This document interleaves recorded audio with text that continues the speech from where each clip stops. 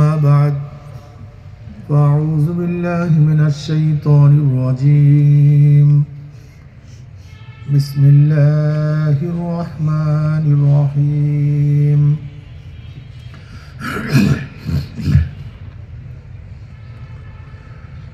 يا أيها الذين آمنوا صلوا عليه وسلموا تسليما اللهم صل على سيدنا ونبينا وشفيعنا وحبيبنا مولانا محمد صلى الله عليه وعلى آله وأصحابه وبارك وسلم شباب درود الشريف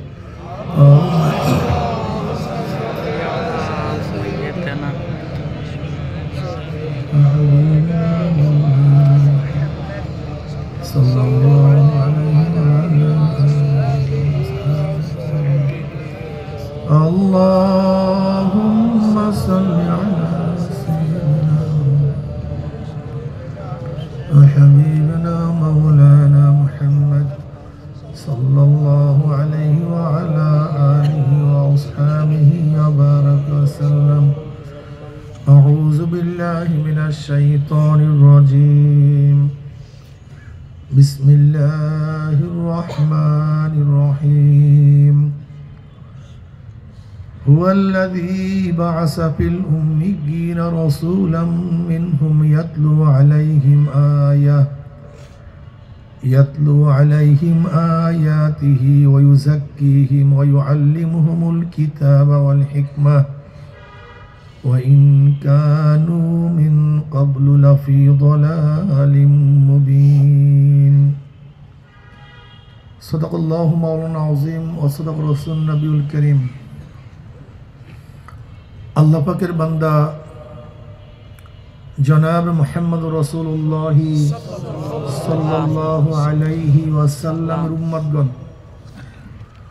আল্লাহ পাক রব্বুল আলামিন আপনাকে আমাকে এই ফিতনা ফাসাদের জমানায় যখন তামাম দুনিয়ার থেকে ইসলাম মুসলমানকে মিটিয়ে দেওয়ার ষড়যন্ত্র চলতেছে, ফিলিস্তিন থেকে মুসলমানদেরকে উৎখাত করার ষড়যন্ত্র চলছে কি চলে নাই? রাখবি না, ঠিক না?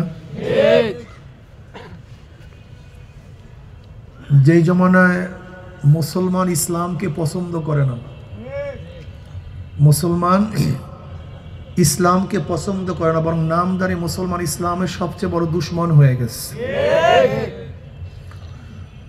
দেখবেন অনেক গোষ্ঠী, অনেক দল আপনাকে বলবে আপনারা ইসলামপন্থী। কি বলবে? আপনারা কোন পন্থী? পাল্টা তাকে প্রশ্ন করা উচিত, আমি তো ইসলামপন্থী, আপনি কোন পন্থী? কথাটা বুঝাতে পারি না। সে কি বলছে আমাকে? তা সে কোন পন্থী? যদি আমাকে সম্বোধন করে আমি ইসলামপন্থী, তাহলে নিশ্চয়ই সে কোন একটা পন্থী হবে। যেহেতু আমি ইসলামপন্থী, আমাকে সম্বোধন করছে, সে ইসলামপন্থী না। তাহলে সে আমেরিকান পন্থী, রাশিয়ান পন্থী, চীন পন্থী, ভারত পন্থী, কালমার্কস পন্থী, মাওসুতুন পন্থী, একটা পন্থী হবে তো। সে জানিই নাই, প্রশ্ন করার দ্বারা সে আসে ইসলাম থেকে বের হয়ে যায়, তার খবরই নেই। এই কথা বলার সাথে সে ইসলাম থেকে বের হয়ে যায়, খারেজ হয়ে যায়, তার খবরই নেই। যে জমানে মুসলমান ইসলামকে পছন্দ করে না, বরং নামদারি মুসলমান ইসলামের সবচেয়ে বড় দুশ্মন হয়ে গেছে। যদি আমি প্রশ্ন করি ইসলামের দুশ্মনকে, আপনি বলবেন খ্রিস্টান, ইয়াহুদি, মুশরিক, নাস্তিক। এর চেয়ে বড় ইসলামের দুশ্মন হলো নামদারি মুসলমান। কারা ভাই? নামদারি মুসলমান সবচেয়ে খতরনাক। আপনি জানেন জঙ্গের জামালের মধ্যে 10,000 মুসলমান শহীদ হয়েছিলেন। জঙ্গের জামালের যুদ্ধটা কাফের মুসলমানদের মধ্যে ছিল না, মুসলমানদের মধ্যে ছিল। শহীদের সংখ্যা কত? কথা বলতে হবে কিন্তু। জঙ্গে সিফিন ও মুসলমানদের মধ্যে একটা যুদ্ধ হয়েছিল। এটা কাফের এবং মুসলমানদের মধ্যে যুদ্ধ না, সেই যুদ্ধটাও ছিল মুসলমানদের মধ্যে। মুসলমান শহীদ হয়েছিল কত? 90,000। জঙ্গে জামাল এবং জঙ্গে সিফিনের মধ্যে মুসলমানের শাহাদাতের সংখ্যা কত? আপনি কি জানেন এর পিছনে কে ছিল? একজন ব্যক্তি, নামদারি মুসলমান আব্দুল্লাহ বিন সাবা। একজন ব্যক্তি আব্দুল্লাহ বিন সাবার কারণে ইসলামী জগতের মধ্যে যেই ক্ষতি হয়েছে, আজ পর্যন্ত সেই ক্ষতি শুধরানো সম্ভব হয় নাই, হবে কি না জানি না। এই যত ফিরকায়ে বাতিলা, এই শিয়া, কাদরিয়া, মুতাজিলি, মুআত্তিলি, জবরিয়া, খারিজি, রাফিজি, এই যত ফিরকায়ে বাতিলা সব কিছু এই জঙ্গে সিফিন থেকে উৎপত্তি হয়েছে। একজন নামদারি মুসলমান ধ্বংস করে ফেলছে। স্পেন মুসলমানরা 950 বছর শাসন করেছিল। তারিক বিন জিয়াদ রহমতুল্লাহ আলাইহি মাত্র 5000 সৈন্য নিয়ে স্পেনকে দখল করেছিলেন। পরবর্তীতে খ্রিস্টানরা দখল করার পর সেই স্পেনের মতো করে মুসলমানের অস্তিত্ব ছিল না, মসজিদ ছিল না, মাদ্রাসা ছিল না, সব ধ্বংস করে ফেলছে। পিছনে কে? নামদারি মুসলমান আবু দাউদ। এই আবু দাউদের মতো নামদারি মুসলমান শেষ করে ফেলছে। এই পাক ভারত উপমহাদেশে মুসলমানদের শাসন ছিল 750-800 বছর। আপনি নিশ্চয়ই জানেন মুসলমানরা পরবর্তীতে এই পাক ভারত উপমহাদেশ কি নির্যাতিত হয়েছিল, নিপীড়িত হয়েছিল, কত খারাপ অবস্থা সৃষ্টি হয়েছিল। ব্রিটিশ এদেশ দখল করার পরে 80,000 আলেমকে হত্যা করেছিলেন।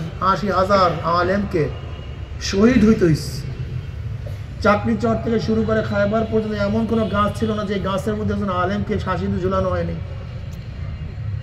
হাজার হাজার আলেমরা হিজরত করতে বাধ্য হয়েছিলেন। এই হাজি ইমদাদুল্লাহ মুহাজিরি মক্কি, তার বাড়ি তো আসলে মক্কায় না, সে তো ভারতের। এই ব্রিটিশদের কারণে হিজরত করতে বাধ্য হয়েছিলেন। পিছনে কারা ছিল দেখেন। মহীশূরের যুদ্ধে হায়দারের ছেলে টিপু সুলতান শহীদ হয়েছিলেন, হারছিলেন। যুদ্ধের কারণে নয়, মীর সাদেকের মতো নামদারি মুসলমানের কারণে। এখানে আর একটা কথা বলে রাখতে হবে, টিপু সুলতানের যে কাল্পনিক ছবি আপনারা দেখেন, দাড়ি কাটা, দাড়ি ছাড়া, এটা কিন্তু আসলে টিপু সুলতানের ছবি না, এটা ভুয়া। টিপু সুলতান খুবই আল্লাহওয়ালা ছিলেন, অনেক আল্লাহওয়ালা। জানেন কেমন আল্লাহওয়ালা ছিলেন? মহীশূরে তিনি একটা মসজিদ, জামে মসজিদ করেছিলেন। জামে মসজিদ স্থাপন করার পরে ঘোষণা দিয়েছিলেন, আজকে জামে মসজিদের প্রথম ইমামত ওই ব্যক্তি করবে যে সাহিবে তারতিব না, যে নামাজ কাজা করে নাই এমন ব্যক্তি প্রথম কোথায় ইমামতি করবে? এই জামে মসজিদ ইমামতি করবে। কেউ দাঁড়াতে পারে নাই। তো টিপু সুলতান বলেছিলেন, আমার একটা গোপন আমল ছিল যা কেউ জানতো না, সে আমলটা প্রকাশ করতে হয়। আল্লাহ পাকের শুকর, আমার জিম্মায় কোনো নামাজ কাজা নেই। আজকে ছবি দেয় দাড়ি টাড়ি কাটা। আজি জিন্দা পীর আলমগীর রহমতুল্লাহ আলাইহি, জিন্দা পীর আলমগীর রহমতুল্লাহ আলাইহি এই পাক উপমহাদেশের সম্রাট ছিলেন দীর্ঘ কত বছরে? 50 বছরে। কত বছর? বলতে বলতে জিন্দা পীর কেন বললেন? আপনি কি জানেন সে কোন দরজার আল্লাহর ওলি ছিলেন? কোন দরজার? মোল্লা জিউর রহমতুল্লাহ আলাইহি তার শায়েখ, তার পীর। দেখেন সোহবাত সবচেয়ে দামি। সবচেয়ে দামি কি ভাই? এই শিক্ষা দীক্ষা এর কোনো দাম নেই, এর মাধ্যমে চরিত্র গঠন হয় না। আবার আশ্চর্য হয়ে গেছেন নাকি? আপনাকে পত্রিকায় দেখেন নাই হেডলাইন আসছে, সমস্ত শিক্ষিত চোর না, কিন্তু যারা চুরি করে সবাই শিক্ষিত। কথা কয় না। তার মানে শিক্ষাটা চুরি বন্ধ করতে পারেনি। বুয়েটে আবরার ফাহাদকে কে হত্যা করেছে? মূর্খরা। সবচেয়ে মেধাবী, বুয়েটে ভর্তি হওয়ার জন্য সবচেয়ে মেধার প্রয়োজন। যেমন তেমন মেধায় বুয়েটে ভর্তি হওয়া যায় না। সেই বুয়েটের খুনিরা সাধারণ কোনো শিক্ষিত না, সাধারণ কোনো মেধা না, অনেক উচ্চ লেভেলের মেধা, কিন্তু না, তাদেরকে চরিত্র গঠন করতে পারেনি। জাহাঙ্গীর ইউনিভার্সিটিতে 100 ধর্ষণ করার পরে সেঞ্চুরি কে পালন করেছে? রিক্সাওয়ালারা না, ঠেলাওয়ালারা না, ওই শিক্ষিতরা। বিনা বিচারে এই 5ই আগস্টের পরে ভার্সিটিতে হত্যা করা হয়েছে। এই খুনি কারা? সাধারণ মানুষ নয়, শিক্ষিতরা। কি কথা বলেন? আপনি দেখেছেন এই 16 বছরে সবচেয়ে বেশি দুর্নীতি করছে আমলারা, সবচেয়ে বেশি। এরা কেউ মূর্খ না, সবাই শিক্ষিত। কিন্তু কি ছিল না? সোহবাত ছিল না, কিচ্ছু না। শিক্ষা কিচ্ছু না, কিচ্ছু না। দেখেন দারা সুজা মুরাদ, আওরঙ্গজেব, বাদশাহ আলমগীরের 4 জন বাদশাহ শাহজাহানের সন্তান। কিন্তু দারা সুজা মুরাদ তাদের চরিত্র কি ছিল? আর বাদশাহ শাহজাহানের ছোট সন্তান আলমগীর রহমতুল্লাহ তার চরিত্র কি ছিল? একই বাবার সন্তান। মুঘল সাম্রাজ্যের স্থাপন কে করেছেন? বাদশাহ বাবর। তার ছেলে হুমায়ুন, তার ছেলে বাদশাহ আকবর, তার ছেলে জাহাঙ্গীর, তার ছেলে শাহজাহান, তার ছেলে আলমগীর রহমতুল্লাহ আলাইহি। দেখেন বাদশাহ আকবর সৌভাগ্য না পাওয়ার কারণে দ্বীন এলাহি গঠন করছে, ঠিক না? আবার বাদশাহ জাহাঙ্গীর সেই দ্বীন এলাহির প্রবক্তা ছিল, সেও দ্বীন এলাহি স্থাপন করার জন্য প্রচার করা শুরু করেছে। কিন্তু আপনি জানেন সেই জাহাঙ্গীর পরবর্তীতে কত ভালো হয়ে গেছিল? আমরা অনেকেই জানি। বাদশাহ জাহাঙ্গীরের স্ত্রী ছিল নূরজাহান, অনেক সুন্দরী, অনেক সুশ্রী, অনেক আকর্ষণীয় রমণী।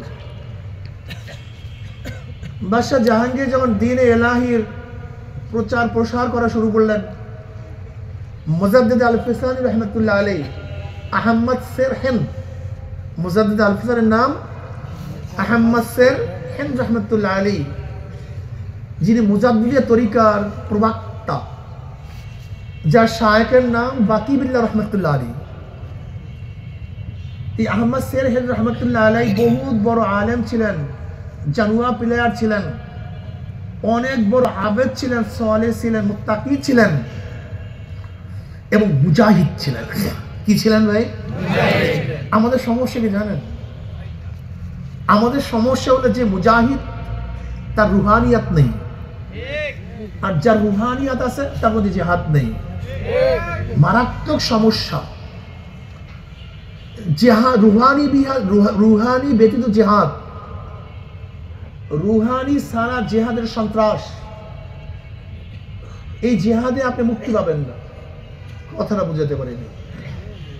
রুহানিয়াত ব্যতীত জিহাদ, তাসকিয়া ব্যতীত, আত্মশুদ্ধি ব্যতীত জিহাদ, এই জিহাদ আপনাকে নাজাত দিতে পারবে না। এই মৃত্যু আপনাকে জান্নাতে দিতে পারবে না। বিশ্বাস হয় না, সবাই তাকায় রয়েছে।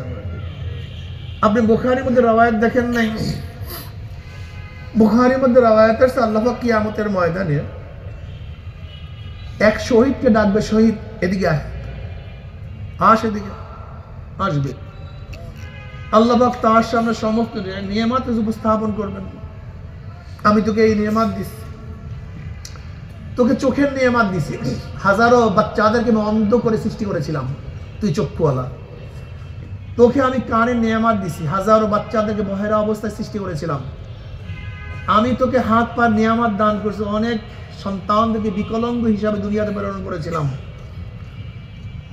আমি তোকে এইটা দিছি, সেইটা দিছি, মেধা দিছি, সম্মান দিছি, ইজ্জত দিছি, পুরা নিয়ামত উপস্থাপন করবেন। বলবেন কি করছো আমার জন্য? তোকে এইটা এইটা দিছি, কি করছো? বলবে আল্লাহ তোমার রাস্তা গলা কাটাই নি, শহীদ হয়ে গেছে। আল্লাহ বলবেন আমি জানি তুই কেন শহীদ হইস। তোকে মানুষ বীর বলবে, তোকে মানুষ যোদ্ধা বলবে, তোর আলোচনা গোটা এরিয়ার মধ্যে ছড়িয়ে পড়বে, গনিমতের মাল পাবি। তোর চাকরি পদোন্নতি হবে, এই কারণে শহীদ হচ্ছে, আমার জন্য না। মানুষ তোকে ঠিকই শহীদ মনে করছে, কিন্তু আমি তো তোকে শহীদ বলি না, তুই তো এই কারণে যুদ্ধ করছিস। এবার আল্লাহ পাক বলবেন, এই ফেরেশতাকে ধর, হাত পার মধ্যে জাহান্নামের শিকার লাগা, অব্বুর কর, টানতে টানতে জাহান্নামে নিক্ষেপ কর। হইছে শহীদ। জান্নাতীরা জাহান্নামী? সবাই কথা বলেন। কারণটা কি ছিল? তার বিরক্তর কোনো অভাব ছিল না, তার ময়দানের কোনো কমতি ছিল না। সে তো গলা কাটায় দিছে, কিন্তু ঘটনা কি জাহান্নামী কেন? কলবটা ঠিক ছিল না। কথা বল না কেন? কি ঠিক ছিল না রে ভাই? কলবটা ঠিক ছিল। আল্লাহ আর এক ব্যক্তিকে ডাকবেন, এদিকে আলেম, হাফেজ এদিকে আসো, কারি সাহেব, হাফেজ সাহেব, মুফতি মুহাদ্দিস সাহেব আল্লাহর কাছে যাবেন, নিয়ামত উপস্থাপন করবেন। কি করছো? বলে, আল্লাহ আমি আলেম হয়েছি, তুমি আমাকে এত জেহেন দিছো, এত মেধা দিছো, আমি তো ব্যারিস্টার হতে পারতাম, ডক্টর হতে পারতাম, সচিব হতে পারতাম, প্রধান বিচারপতি হতে পারতাম, প্রধান সেনাপতি হতে পারতাম, এইটা হতে পারতাম, সেইটা হতে পারতাম, কিন্তু সব কাটা, কিচ্ছু করি নেই। আলেম হয়েছি, দিনের এলেম অর্জন করছি, দিনের খেদমত করছি, আমি কেরাত তেলাওয়াত করছি, হাফেজ হয়েছি। আল্লাহ বলবেন, আমি জানি কেন হাফেজ হয়েছি, তুই কেন আলেম হয়েছিস, কেন মুহাদ্দিস হয়েছিস, অন্য কেউ জানে না, আমি জানি। তোকে মানুষ সম্মান করবে, ইজ্জাত করবে, হাদিয়া দিবে, তোহফা দিবে, এই কারণে আলেম হয়েছে। দুনিয়াতে পেয়ে গেছে, আমার কাছে কিছু না। আল্লাহ পাক এটাকে ধর, জাহান্নামের শিকার লাগবে, উব্বর কর, টানতাদের জাহান্নামে নিক্ষেপ কর। এরপর ডাকবেন এক সখীকে, দানশীল দানবীরকে, এদিকে আয়, নিয়ামত উপস্থাপন করবেন। কি করছো? আল্লাহ তুমি পছন্দ করে এমন কোন খাত নাই যে খাতের মধ্যে দান করি নেই। যাত্রায় না, জুয়ায় না, কোয়ার্টারে না, হারাম কাজে না, মসজিদে মাদ্রাসায় এটি মিসকিনদেরকে দান করেছি। তুমি পছন্দ করো এমন কোন খাত নাই যেই খাতে আমি দান করি নেই। আল্লাহ বলবেন, আমি জানি কেন দান করছো। মানুষ থেকে দানশীল বলবে, দানবীর বলবে, তোর প্রশংসা পঞ্চমুখ হয়ে যাবে। পেয়ে গেছো দুনিয়াতে, আমার কাছে কিছু না। ওকে ধর, জাহান্নামের শিকার লাগা, টানতে টানতে জাহান্নামে নিক্ষেপ কর। করছে দান, জান্নাতীরা জাহান্নামী। কারণটা কি? কথা কয় না, বড় নাকি? কি ঠিক ছিল না জানি ভাই? ইন্নাল্লাহ লা ইয়ানজুরু ইলা সুওয়ারিকুম ওয়া আমওয়ালিকুম ওয়ালাকিন ইয়ানজুরু ইলা নিয়্যাতিকুম ওয়া কুলুবিকুম। আল্লাহ পাক তোমার আমার চেহারার দিকে তাকান না, তুমি ধনী না গরিব, সুন্দর না কালো, তুমি শিক্ষিত না মূর্খ, তুমি প্রেসিডেন্ট না প্রজা, তুমি জজ না আসামি, এই সমস্ত কোনো চিন্তা আল্লাহ পাক করেন না। এর দিকে তাকাবার সময় আমার মাওলার নেই। আমার মাওলা সব সময় তাকায় থাকেন কলবের দিকে, নিয়াতের দিকে। কলবটা কি?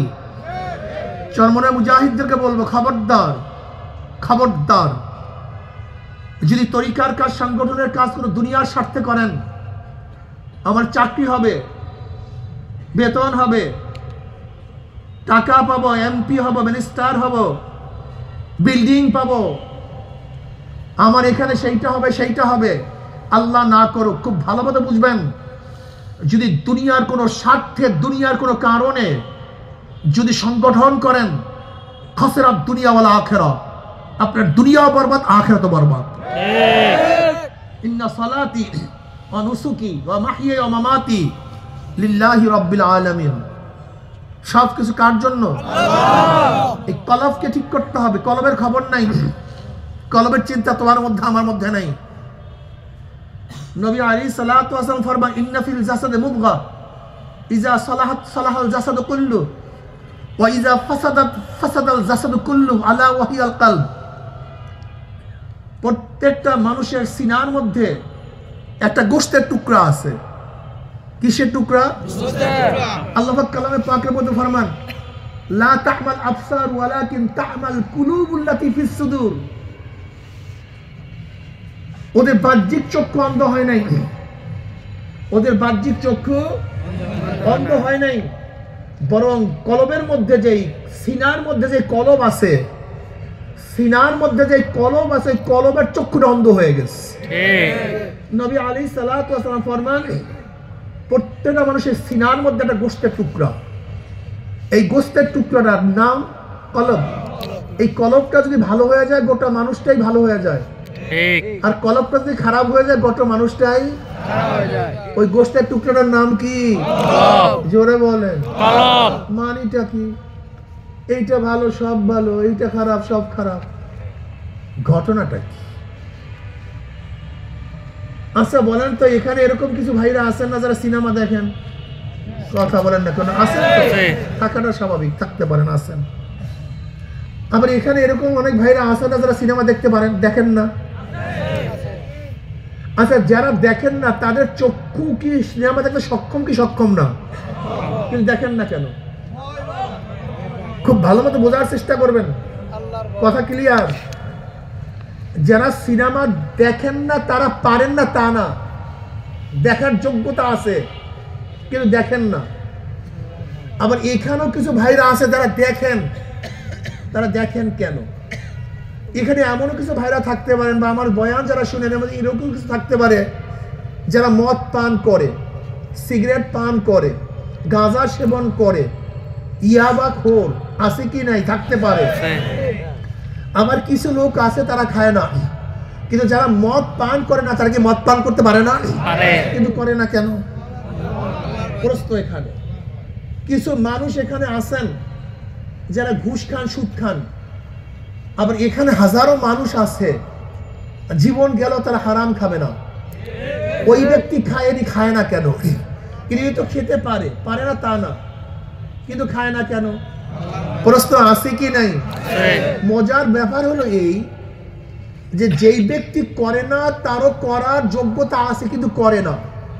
যেমন ধরে নেন, এখানে এমন কিছু ভাইরা আছেন যারা নিজের অর্থ খরচ করে, সময় ব্যয় করে দাড়ি কাটেন, দাড়ি ছাঁটেন, আছে কি নাই? আবার এখানে এমন কিছু ব্যক্তিরা আছেন এক হাতে 1000 কোটি টাকা দিবেন আর বলবেন দাড়ির মধ্যে পোস্ট লাগাও, টাকার মধ্যে লাগতে পারবে, দাড়ির মধ্যে পোস্ট মারবে না। একই মানুষ, একজন সময় ব্যয় করে, অর্থ ব্যয় করে, কাজটা করে, আর একজন করে না কেন? কিন্তু সেও তো কাটতে পারে না দাড়ি, তা না, পারে কিন্তু কাটে না কেন? আসলে বুঝেন না ঘটনা কোন জায়গার থেকে হয়। কলব, একজনের কলব বলতেছে তুমি সিনেমার দিকে তাকাও, আদেশটা করছে কে? শুধু কাজটা বাস্তবায়ন করছে চক্ষু। কথাটা বুঝতে পারি। আর একজনের কলব বলছে যে না সিনেমার দিকে তাকাবা না, সে আর তাকায় না। একজনের কলব বলছে খবরদার চুরি ডাকাতি সুদের মাল ধরবা না, তার হাত ধরে না। একজনের কলব বলছে ধরো, সে ধরতেছে। একজনের কলব বলছে খবরদার জুলুম করবা না, আর একজনের কলব বলছে জুলুম করো, সে করতেছে। তা আসলে মূল ব্যাপারটা হলো কলব যদি ভালো, হাতটাও ভালো, কলব ভালো, চক্ষুও ভালো, কলব ভালো, কথা বলে না কেন? কলব ভালো, চুরি বন্ধ, কলব ভালো, ডাকাতি বন্ধ, কলব ভালো, ইমটিজিং বন্ধ, কলব ভালো, জুলুম বন্ধ, কলব ভালো, খুন বন্ধ, কলব ভালো, ঘুষ বন্ধ। কথা ঠিক না? তার মানে দেখেন, খুব ভালো মতো বোঝার চেষ্টা করবেন। আমাদের দেশের দুর্নীতি বন্ধ করার জন্য এত অফিস, এত মন্ত্রণালয়, যার কোনো শেষ নাই, সীমা নাই। শুধু মন্ত্রণালয়, দুর্নীতি দমন কমিশন। অথচ দুর্নীতি দমন কমিশনের চেয়ারম্যান সাহেব যখন অপসারে যায়, তার বিরুদ্ধে দুর্নীতির বড় মামলা দায়ের হয়ে যায়। র্যাপিড অ্যাকশন ব্যাটালিয়ন, অথচ দেখা যায় নারায়ণগঞ্জে তারাই 7টা হত্যা করছে। মাদক নিয়ন্ত্রণ দপ্তর, দেখা যায় তারাই মাদক হিসেবে সম্পৃক্ত। এর কারণটা কি? একদিনও চিন্তা করছেন? হাজারো মন্ত্রণালয় আছে, এই যে মাদকের বিরুদ্ধে এত প্রচার, এত কিছু, মাদক বাড়তেছে না কমতেছে? অথচ দেখা যায় মাদ্রাসার মধ্যে মাদকের বিরুদ্ধে কোনো কথা নাই, গাঁজার ব্যাপারে কোনো কথা নেই, কিন্তু একটা ছেলে মাদক পান করে না, একটা ছেলে গাঁজা সেবন করে না। কারণটা কি? একদিনও চিন্তা করেন নাই। আসলে আমাদের মাথার মধ্যে ঘুম ধরছে। অনেক বড় বড় পুলিশ অফিসাররা আমাকে বলে, হুজুর কি পুলিশের সংখ্যা বেশ কম, তো আমাদের জনগণের তুলনায় পুলিশের সংখ্যা অনেক কম, বিধায় দুর্নীতি বেশি হয়। অনেক এদের মাথার মধ্যে এইটা দেখেন, আপনি প্রত্যেক পুলিশ বড় বড় অফিসার কাছে পরামর্শ করেন, তারা বলবে এই সংখ্যা কম, ওই সংখ্যা কম, এখানে ডিউটি দিতে পারি না, ওখানে ডিউটি দিতে পারি না। এখন আমি তো প্রশ্ন করি, যাদের দ্বারা ডিউটি দিবেন তারাই তো সবচেয়ে বড় দুর্নীতিবাজ। আসলে ব্যাপারটা কোন জায়গায়? চরমনাইর ময়দানে বিশাল ইস্তেমা, বিশাল জামাত, লক্ষ লক্ষ, এই যে আপনাদের টঙ্গীতে বিশাল ইস্তেমা, বিশাল জামাত, অত কোনো সমস্যা নেই। অথচ হাজারো দলের সংগঠনের যদি তার 1000 ভাগের 1 ভাগ লোক জমা হয়, দেখা যাচ্ছে মারামারি শুরু হয়ে গেছে, পিটাপিটি শুরু হয়ে গেছে, ভাঙ্গাচোরা শুরু হয়ে গেছে। কারণটা কি? আসলে বুঝি নাই সমস্যা কোন জায়গায়। রোগ যেখানে সেখানে একবার হাত দেই না, যেখানে রোগ সেখানে চিকিৎসা করি না। বিনা জায়গায় হাজারো চিকিৎসা করেন, হবে না। আপনি কি জানেন আমেরিকার অবস্থা কি, ইংল্যান্ডের অবস্থা কি? যদি 1 ঘন্টা কারেন্ট বন্ধ হয়, গোটা বাজার সব লুট হয়ে যায়। সবচেয়ে ধর্ষণ কোথায় বেশি হয়? ওই সমস্ত দেশে বেশি হয়। সবচেয়ে বেশি আত্মহত্যা কোথায় হয়? ওই সমস্ত দেশে বেশি হয়। সবচেয়ে বেশি আমাদের দেশে অশান্তিতে কোন পরিবারগুলি আছে? যেই পরিবার ইসলাম নেই। এই আপনাদের উত্তর এলাকায় বিশাল বিশাল বড় লোক গিয়া দেখেন ভিতরে জাহান্নামের আগুন জ্বলতে আছে, পুইরা সব সরকার হয়ে যাইতেছে। বলতেও পারে না, বেচারা সহ্যও করতে পারে না, বলতেও পারে না, কপাল পোড়া সহ্যও করতে পারে না। শান্তি কি জিনিস? শান্তির মায় পালায় গেছে, কপাল পোড়া। খালি দেখছে বিল্ডিং আর টাকা পয়সার মধ্যে শান্তি না রে বাবারে। আল গিনা গিনান নফস। নবী আলাইহিস সালাতু ওয়াস সালাম ফরমান, মনের ধনী বড় ধনী। শুধু টাকার মধ্যে শান্তি রে পাগল, বিল্ডিং এর মধ্যে পাগল শান্তি। গিয়া দেখো কত গরিব, কি যে শান্তি, কি যে মজা। দেখো হাজার গরিব সালাম দিবেন, আসসালামু আলাইকুম ওয়া রাহমাতুল্লাহ, কেমন আছেন ভাই? আল্লাহ খুবই ভালো রাখছে। তার হাসির মধ্যে মনে হয় যেন শান্তির কোনো শেষ নাই, সীমা নাই। আর তুমি বড়লোক বিবাহ করছো, 1000 কোটি টাকার মালিক হইছো, এমন আগুন জ্বালাইছো পুড়িয়া সব সরকার হয়ে যাইতেছে। ছেলে মেয়ের অবস্থা তো সেই একেবারে মডার্ন, তো একেবারে চরম মডার্ন। মদ পান করে ঢোলটে ঢোলটে আসে, হ্যাঁ আমার dad dad dad dad dad dad. আসলে ড্যাডের জায়গায় কোন সময় মদ খেয়ে ডগ ডগ ডগ ডগ। ঠিক ভাই, বাস্তব কথা বলতেছি। আমাদের কাছে সব ধরনের রুগীরা আসে, কথা বুঝেন, বড় লোক গরিব সব আইসে বলে হুজুর অবস্থা কেরাসিন। আমাকে কেরাসিন তো আগেই বাজায় ফেলাইছে, এখন কেরাসিন তো শুরু, এখন খুলে আগুন দেওয়ার সময়। শান্তি কোথায় আছে খবর নেই। আসলে কলব পরিবর্তন করে, কলব পরিবর্তন করা ছাড়া কোনো কাজই হবে না, কোনো কাজ নেই। কলবটা পরিবর্তন করো। ওমর ইবনে খাত্তাবের কলব ছিল এক সময় খারাপ, সামনের খারাপ, এত খারাপ ছিল নবী আলাইহিস সালাতু ওয়াস সালামকে হত্যা করার জন্য নাঙ্গা তলোয়ার নিয়ে রওনা করছে। যখন কলবটা পরিবর্তন হয়ে গেছে, এখন নিজের শেরকে মাথাকে ঝুঁকাইয়া দিয়েছে, নবী যা করেন। কলব পরিবর্তন হয়ে গেছে। কলবকে পরিবর্তন করো। বেলাল হাবশির মতো গোলাম, নিজেও গোলাম, বাবাও গোলাম, দাদাও গোলাম, 1 টাকার মালিক না, 1 শতক জমির মালিক না। অথচ কলব পরিবর্তন হওয়ার কারণে আল্লাহ কেমন দামি বানায় দিয়েছে। বেলালে হাবশি হাটে জমিনের মধ্যে, পায়ের আওয়াজ আরশের মধ্যে। ওরে খোদা, কি বুঝে? হাটে জমিনের মধ্যে, জুতার আওয়াজ আরশের মধ্যে। বেলালে হাবশি জমিনের মধ্যে আজান দেয়, 7 তবক আসমান ভেদ করে আজানের শব্দ আরশে চলে যায়। সুবহানাল্লাহ। কিয়ামতের ময়দানে সমস্ত মানুষ উঠবে পায়ে হাঁটিয়া হাঁটিয়া। নবী আলাইহিস সালাতু ওয়াস সালামের যে উট থাকবে, যে উটের উপর আমার নবী থাকবেন, সেই উটের লাগামটা ধরবে বেলালে হাবশি। কি বুঝলেন? বেলালে হাবশি মতো গোলামকে অর্ধজাহানের বাদশা ওমর ইবনে খাত্তাব রাদিয়াল্লাহু আনহু সম্বোধন করতেন। কি বলতেন? সাইয়্যিদুনা বেলাল, আমাদের সর্দার বেলাল। এই টুপিওয়ালা বলেন তো, এই মধ্যে কি বয়ান করছি? বলেন কি বয়ান করছি? বলেন কি বয়ান করছি? আপনি বলে এত সহজ? বয়ান আর মোবাইল একসাথে হয় না, একটা করতে হয়।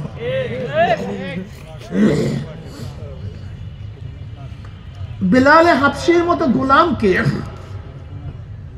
আমিরুল মুমিনিন এত সম্বোধন করছেন, আমাদের সর্দার, আমাদের নেতা বেলাল। ধনীর কারণে, বড় শিক্ষিতর কারণে, বড় সর্দার হওয়ার কারণে না, কলবটা পরিষ্কার, পাগল, দামি হয়ে গেছে, দামি হয়ে গেছে। কলব পরিষ্কার করে দামি হয়ে যাব, অনেক দামি হয়ে যাব।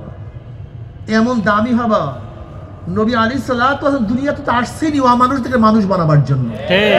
মানুষরূপী অমানুষদেরকে মানুষরূপী, মানুষদেরকে মানুষরূপী অমানুষদেরকে মানুষ বানাবার জন্য। দাহিয়াতুল কলবি রাদিয়াল্লাহু তাআলা আনহু, দাহিয়াতুল কলবি রাদিয়াল্লাহু তাআলা কেমন অমানুষ ছিলেন? নিজের হাতে 70টা নিজের ঔরাজ্য সন্তানকে যাতা দাফন করেছেন, এত অমানুষ ছিলেন।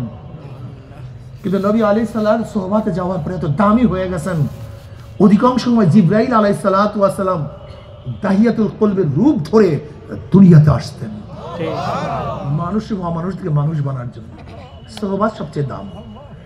এই যে দেখেন দারা সুজা মুরাদ বাদশাহ শাহজাহানের সন্তান, কিন্তু ভালো সোহবাত পায় নাই। আর বাদশাহ আলমগীর রহমতুল্লাহ আলাইহি, মোল্লা জিউর রহমতুল্লাহ আলাইহি সোহবাতে যাওয়ার কারণে কেমন দামি হয়ে গেছে। মোল্লা জিউর রহমতুল্লাহ আলাইহি বলছেন কি, আমি ইন্তেকালের পরে আমার জানাজার ইমামত ওই ব্যক্তি করবে, আমি ইন্তেকালের পরে আমার জানাজার ইমামত ওই ব্যক্তি করবে যার জিন্দিগিতে আসরের 4 রাকাত নফল নামাজ কাজা হয় নাই। আছেন একজনও জীবনে ফরজ নামাজ কাজা হয় নাই, একজন আছে এই মাজলিসের মধ্যে। 1 বছরের মধ্যে জামাত কাজা হয় নাই, 1 বছরের মধ্যে ইচ্ছা করিয়া তাকবীর উলা ছুটে নাই, কয়জন আছেন? আমরা ওই সমস্ত মুরব্বিদের অনুসরণ করি, ওই সমস্ত মুরব্বিদের অনুসরণ করে তাদের জিন্দিগিতে নামাজ কাজা হয় না। আমার দাদাজান রহমাতুল্লাহ বয়ান শুনছেন, এখনো আছে সেই রেকর্ড, একটা বয়ানই পাওয়া যায়। আমার আব্বাজান রহমাতুল্লাহর বয়স 35, আব্বাকে আমার দাদা বলছে সৈয়দ, সৈয়দ তোমার বয়স তো 35, এই 35 বছরে বালেগ হওয়ার পর থেকে আজ পর্যন্ত কোনো নামাজ কাজা হয়েছে?